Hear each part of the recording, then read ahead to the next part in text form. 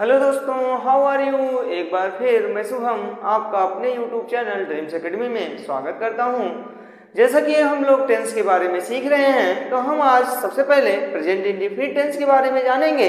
और इससे पहले कि यदि आप मेरे चैनल पर नए हैं तो प्लीज़ एक बार मेरे चैनल को सब्सक्राइब और शेयर जरूर कर दीजिएगा, ताकि ये वीडियोज काफ़ी दूर तक पहुँच सके।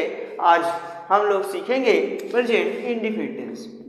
जैसा कि मैंने इसकी हिंदी बता दी है, मैं बार बार हिंदी नहीं बताऊंगा। तो प्रेजेंट इंडेफिनिट टेंस की आप लोग स्पेलिंग देख लीजिए, INDEFINITE। पहले टीचर्स हम लोगों से सुना करते थे, तो इसके लिए हम लोग दंडित किए जाते थे। लेकिन आज मैं आप लोगों को इसका तरीका भी बता दे रहा हूँ। इन याद कर लो, डी याद कर लो, फी याद कर लो, या फाइनाइट याद कर लो, बस इनडिफाइनाइट ना। तो ऐसे भी आप आसानी से याद कर सकते हो। तो हम लोग देर न करते हुए इसकी पहचान की बात करते हैं। तो आप इतना जान लीजिए कि जो पहचान होती है क्रिया के अंत में, किसके अंत में आएगा? क्रिया के अंत में आएगा। क्रिया के अंत में क्या आएगा आप कहोगे तो ता है, ती है आएगा, और ते है आएगा, और ताहू आएगा। क्या आएगा? ताहू।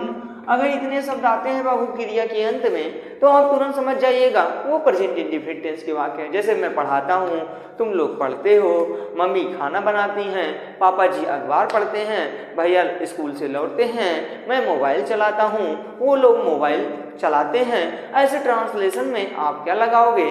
तो आप अच्छी तरीके से जान लीजिए कि उसमें आप प्रेजेंट इंडेफिनिट टेंस मानोगे। उसको क्या मानोगे? तो प्रेजेंट इंडेफिनिट टेंस मानोगे। अब देर ना करते हुए हम लोग चर्चा करते हैं इसके स्ट्रक्चर्स की। तो इसके स्ट्रक्चर की हम लोग चर्चा करते हैं। तो सबसे पहले आप लिखोगे सब्जेक्ट, फिर उसके तुरंत पश्चात लगाओगे क्या? वर्ब की फर्स्ट फॉर्म, फिर उसमें यस या ये जोड़ दोगे आप, उसके तुरंत पश्चात आप जेड लिख दोगे, और फिर अदर मटेरियल लिख दोगे। क्या लिख दोगे? अदर मटेरियल लिख दोगे। एक बात बताएं, जैसे सब्जेक्ट पहचानने के लिए आप प्रश्न करिए सिर्फ दो, क्या? कौन या किसने। अगर आप कौन या किसने का प्रश्न करते हैं और अगर उसका उत्तर मिल जाता है, तो आप जान लीजिए कि वो कोई और नहीं, वो आपका सब्जेक्ट है। ऑब्जेक्ट पहचानने के लिए आप प्रश्न कीजिए क्या, कहाँ, कैसे और कब। अगर इतने चीज का अगर आप प्रश्न करते हैं, तो अगर उत्तर मिल जाता है तो वो जान लीजिए आपका ऑब्जेक्ट है। अब आप कहोगे सर ये वर्ब के बारे में बता दीजिए। तो कोई ऐसा शब्द आप ट्रांसलेशन में ढूंढिएगा, अगर उसके लास्ट में ना जोड़ने से, क्या जोड़ने से? ना जोड़ने से एक कार्य का करना होना पाया जाए, तो आप जान लीजिएगा कि वह कोई और नहीं, वह वर्ब है। क्या है? वर्ब है। अब हम लोग इसके निगेटिव ट्रांसलेशन की बात करते हैं। तो निगेटिव ट्रांसलेशन में आपको क्या करना है? सबसे पहले आप फिर लिख देंगे सब्जेक्ट। क्या लिखेंगे? सब्जेक्ट। उसके तुरंत पश्चात लिख देंगे डू या डज, और उसके तुरंत पश्चात लगाएंगे नॉट, फिर लिखेंगे वर्ब की फर्स्ट फॉर्म, और उसके तुरंत पश्चात लिख देंगे ऑब्जेक्ट। आपको यहाँ तक समझ में आया होगा। अब हम एक एक टॉपिक की बात करते हैं। अब आप कहोगे सर यस या यस कहाँ प्रयोग होगा? तो मैं आपको बताना चाहता हूँ कि जब एक वचन करता होगा, क्या होगा? एक वचन करता, तो आप जान लीजिए ना, एक वचन करता के साथ आप यस या यस प्रयोग करोगे। और किसमें यस या यस प्रयोग करोगे? वर्ब की फर्स्ट फॉर्म में यस या यस का प्रयोग करोगे। किसमें? तो वर्ब की फर्स्ट फॉर्म में यस या यस का प्रयोग। ओके।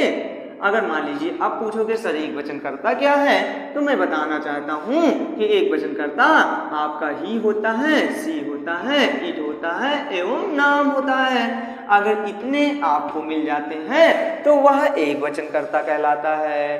तो अब हम बात करने वाले हैं बहुवचन कर्ता की। तो बहुवचन कर्ता किसे कहेंगे आप? तो बहुवचन कर्ता आप इतना जान लीजिए कि आई जो हो गया, वी जो हो गया, यू हो गया, और दे हो गया। इन सभी की उम्मीद करते हैं आप हिंदी जानते होंगे। के साथ आप क्या प्रयोग करोगे? वर्ब की फर्स्ट फॉर्म। क्या प्रयोग करोगे? वर्ब की फर्स्ट फॉर्म। ओके। अब हम टॉपिक शुरू करते हैं। डू या डज। आप कहोगे डू किसके साथ प्रयुक्त होगा? मैं बताना चाहता हूँ कि आप दोनों के साथ डू का प्रयोग करिए। लेकिन एक बात बताइए, जो डज होता है उसमें ईएस जुड़ा होता है? आप कहोगे हाँ। तो मैं एक शब्द आपसे पूछना चाहता हूं कि जो एक वचन होता है उसी में तो ईएस जोड़ते हो, तो दोनों में डू का प्रयोग करोगे। अगर किसी में ईएस जोड़ दोगे तो उसको हम पढ़ेंगे डज। तो आप क्लियर कर लेंगे कि डज जो होगा वो एक वचन कर्ता के साथ प्रयुक्त होगा। किसके साथ प्रयुक्त होगा? एक वचन कर्ता के साथ। आप पूछोगे सर डू, तो आप क्लियर हो गया कि जब वो एक वचन कर्ता के साथ, तो डू जो होगा वो आपका बहुवचन कर्ता के साथ प्रयुक्त होगा। किसके साथ प्रयुक्त होगा? तो बहुवचन कर्ता के साथ। हमारे ख्याल से आपको ये इतने पॉइंट्स समझ में आ गए होंगे बिना हेजिटेशन के। अब हम ट्रांसलेशन लेते हैं और ट्रांसलेशन के माध्यम से इन दोनों का वाक्य बनाते हैं। चलिए, मैंने ट्रांसलेशन लिखा कि सूर्य पूर्व में निकलता है। सूर्य पूर्व में निकलता है।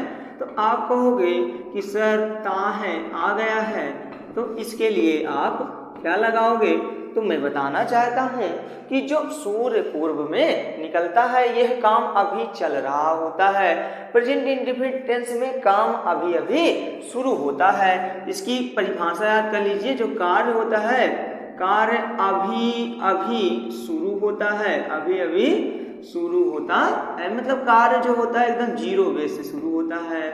अब आपको मैं बताना चाहता हूं कि जो ऑब्जेक्ट है कौन पूर्व में निकलता है, तो आप कहोगे सर सूर्य। तो सूर्य की अंग्रेजी क्या होगी? द सन। क्यों द लगा? क्योंकि दुनिया की अलौकिक वस्तु है और अलौकिक वस्तु के साथ दा लगता है। अब बताइए यस या यस जुड़ेगा? बिल्कुल जुड़ेगा। क्यों जुड़ेगा? क्योंकि ये एक वचन करता है। तो निकलना का अंग्रेजी क्या होती है? राइज। तो उसमें आप क्या जोड़ोगे? यस। तो बनेगा क्या? राइजेज। तो द सन राइजेज। अब कहाँ निकलता है? आप कहोगे पूरब में, तो मैं बोलूंगा इन द ईस्ट। यहाँ ही द लग क्यों लगा? क्योंकि ये भी दिशा एक अलौकिक वस्तु है या अलौकिक थिंग्स है, आप कह सकते हो। दूसरा ट्रांसलेशन हम लेते हैं। जैसे मैं मोबाइल चलाता हूँ। अब आप इसमें देखोगे कि कौन मोबाइल चलाता है, तो आप कहोगे कि मैं मोबाइल चलाता हूँ। तो यहाँ कौन हुआ सब्जेक्ट? तो मैं। तो मैं की अंग्रेजी आई, और आई जो है बहुवचन है, इसलिए बहुवचन कर्ता के साथ नो यूज ऐसे या ईएस। तो चलाना का अंग्रेजी यूज। तो यूज में ऐसे जुड़ेगा। आप कहोगे बिल्कुल नहीं, क्या चला रहे हो? मोबाइल। तो आप लिखोगे मोबाइल। यहां तक समझ में आया? ठीक है। अब हम निगेटिव को देख लेते हैं। जैसे कि मैं मोबाइल नहीं चलाता हूं, तो मैंने बताया कि सब्जेक्ट प्लस डू या डज नॉट, फिर उसके तुरंत पश्चात ऑब्जेक्ट लगा वर्ब लगा देना, फिर लिख देना ऑब्जेक्ट। तो मैं मोबाइल नहीं चलाता हूं, तो आई बहुवचन है इसलिए डू नॉट लगेगा। आई डू नॉट लिख देना और यूज लिख देना और मोबाइल लिख देना। I do not use mobile. जैसे सूर्य पूर्व में नहीं निकलता है, तो the sun does not, the sun does not rise in the. अब यहाँ पे ईएस हट गया, ये ईएस इसमें आके जुड़ गया, तो इसलिए कहीं हटेगा तो कहीं जुड़ेगा, इन द ईस्ट हो जाएगा। हमारे ख्याल से आपको इतना हिस्सा समझ में आ गया होगा। अब हम प्रेजेंट इंडेफिनिट के इंट्रोगेटिव की बात करते हैं। तो आप कहोगे सर इंट्रोगेटिव में क्या होता है? तो इंट्रोगेटिव जैसा कि मैंने बताया था कि दो प्रकार के होते हैं। कितने प्रकार के होते हैं? दो प्रकार के। तो हम पहले टॉपिक यस या नो टाइप की चर्चा करेंगे। किसकी चर्चा करेंगे? यस या नो टाइप। आप कहोगे यस या नो टाइप क्या होता है? तो इसमें क्या शब्द पहले आता है? तो जब क्या शब्द पहले आता है तो डू या डज को आप आगे कर दोगे, उसके तुरंत पश्चात सब्जेक्ट लिख दोगे, फिर वर्ब की फर्स्ट फॉर्म लगा दोगे, फिर ऑब्जेक्ट लिख दोगे और क्वेश्चन मार्क लगा दोगे। चलो हम देखते हैं ट्रांसलेशन। जैसे एक ट्रांसलेशन लिया, क्या तुम मुझे जानते हो? क्या तुम मुझे जानते हो? अब आप कहोगे सर इसकी अंग्रेजी कैसे बनेगी? तो सिंपल सा है। आप बताइए कि ये प्रश्न हाँ या ना में मिलेगा। बताइए आंसर। तो कहोगे जानते होगे तो बोलोगे हाँ, नहीं जानते होगे तो नहीं। तो क्या शब्द पहले आया है? तो डू या डज, तो डिपेंड करता है सब्जेक्ट के ऊपर। सब्जेक्ट क्या है? प्लूरल। तो जब प्लूरल तो डू की डज, तो आप कहोगे सर डू लगाते हैं, तो डू लग गया। अब डू के तुरंत पश्चात सब्जेक्ट क्या है? तुम, तो तुम की अंग्रेजी क्या होगी? यू, तो डू यू। अब जानना का अंग्रेजी क्या होगा? नो होता है, तो डू यू नो लिख दिया जाएगा। और मुझे जानने की बात कर रहा है, तो किसे जानते हो? मुझे, तो डू यू नो मी। अब मान लीजिए ट्रांसलेशन यही आ जाता, क्या आ जाता है कि जैसे WH टाइप वर्ड आ जाते, तो WH टाइप वर्ड की मैंने चर्चा भी की है। तो WH टाइप वर्ड्स में आप उनकी अंग्रेजी सबसे पहले बनाओगे। क्या बनाओगे? सबसे पहले तो स्ट्रक्चर में क्या लिखोगे? तो WH टाइप वर्ड लिख दोगे और उसके तुरंत पश्चात क्या लिखोगे? शेष नियम, इंट्रोगेटिव सेंटेंस वाला। शेष नियम इंट्रोगेटिव। हमारे ख्याल से आप इतना समझ गए होंगे। अब हम चर्चा करने वाले हैं एक ट्रांसलेशन की। जैसे वह क्यों मुझे डांटता है, वह क्यों मुझे डांटता है, आप इसकी अंग्रेजी बनाओ। तो क्यों शब्द पहले बीच में आया है, तो उसकी अंग्रेजी आप क्या बनाओगे? वाई बनाओगे। और वाई तुरंत पश्चात लगाओगे क्या? डू या डज। तो ये बताइए वह एक वचन है कि बहुवचन? तो आप कहोगे एक वचन है, तो डज लगेगा। अब कौन डांटता है? तो वह का अंग्रेजी क्या लगाओगे? ही लगाओगे। अब क्रिया क्या है? डांटना, तो डांटना का अंग्रेजी क्या होती है? रिबक, तो REBUCK। और किसे डांटता है? मुझे, तो मुझे का अंग्रेजी क्या लगाओगे? मी। आशा करता हूं कि आप यहां तक समझ गए होंगे। अब हम ऐसे 2-4 ट्रांसलेशन की चर्चा करेंगे जो प्रेजेंट टेंस के नहीं होते हैं, लेकिन उनके वाक्य के अंत में ता है ती है जरूर आता है। अब हम सीखते हैं दो ट्रांसलेशन, 3 ऐसे सीखेंगे जिसमें ता है ती है आता है, लेकिन वह प्रेजेंट इंडिफिनिट टेंस का वाक्य नहीं होता है। जैसे एक ट्रांसलेशन हो गया, यह आम खाता है। अब आप बताओगे कि ता है ती है आया है, इसमें वर्ब की फर्स्ट फॉर्म में एस लगेगा, लेकिन रियल में ये यस वाला ट्रांसलेशन नहीं है। इसलिए ये एक वैसे खाते की बात कर रहा है जो आप बैंक में खुलवाते हो। तो यहाँ पे इस खाते की अंग्रेजी अकाउंट होगा। क्या होगा? अकाउंट होगा। और ये आम की अंग्रेजी खाने वाला आम नहीं है, इसकी अंग्रेजी आप मैंगो बोलोगे। क्या बोलोगे? मैंगो। तो यह आम खाता है, तो यह के लिए दिस लगाओगे और दिस के तुरंत पश्चात लगा दोगे इच। और मैंगो यहाँ नहीं लगेगा, ये जनरल लगेगा। क्या लगेगा? जनरल। और खाता का अंग्रेजी क्या लिख दोगे? अकाउंट लिख दोगे। तो this is a general account. आपका ट्रांसलेशन समझ में आया। अब हम बात करते हैं, जैसे आ गया किसान ने खेत जोता है।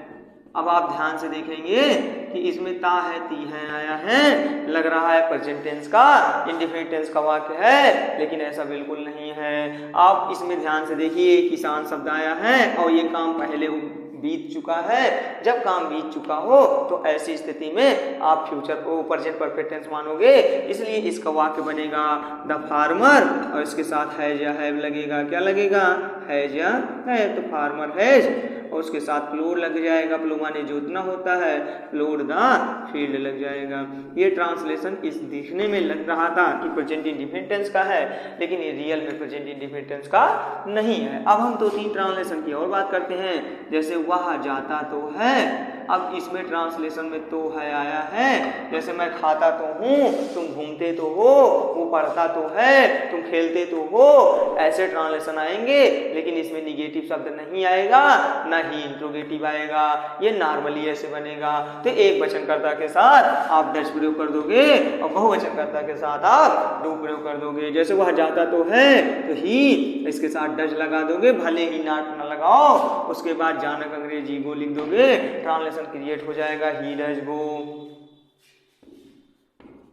तुम खाते तो हो, मान लीजिए आ गया ट्रांसलेशन, तो तुम की अंग्रेजी लिख दोगे यू और यू के साथ लगेगा डू और ईट हो जाएगा। तो यू डू ईट। मैं पढ़ता तो हूँ, आई डू रीड। वह नाचता तो है, ही do dance, he does dance. मैं मोबाइल चलाता तो हूँ, आई डू यूज मोबाइल, ऐसे ट्रांसलेशन आप बना सकते हैं। हमारे ख्याल से मैंने प्रेजेंट इंडिफिनिट टेंस का पूरा हिस्सा बता दिया है। आपको कोई भी हिस्सा अगर छूटा हो तो आप मेरे कमेंट बॉक्स में बताइए कि सर ये हिस्सा आप छोड़ दिए हैं, मैं उस पर जरूर वीडियो बनाऊंगा ताकि आप अच्छे से ग्रामर पोर्शन सीख सकें। और जल्द ही हम हिंदी के साथ साथ मैथ भी पढ़ाने वाले हैं, और आप जितना ज़्यादा हो सके इस चैनल को शेयर कीजिए ताकि हम अपना वॉच टाइम भी कंप्लीट कर लें, और आपका प्यार अगर ऐसे ही मिलता रहा तो एक न एक दिन वो भी हो जाएगा। आज के लिए सिर्फ इतना ही, मिलते हैं एक नई वीडियो के साथ, तब तक के लिए धन्यवाद।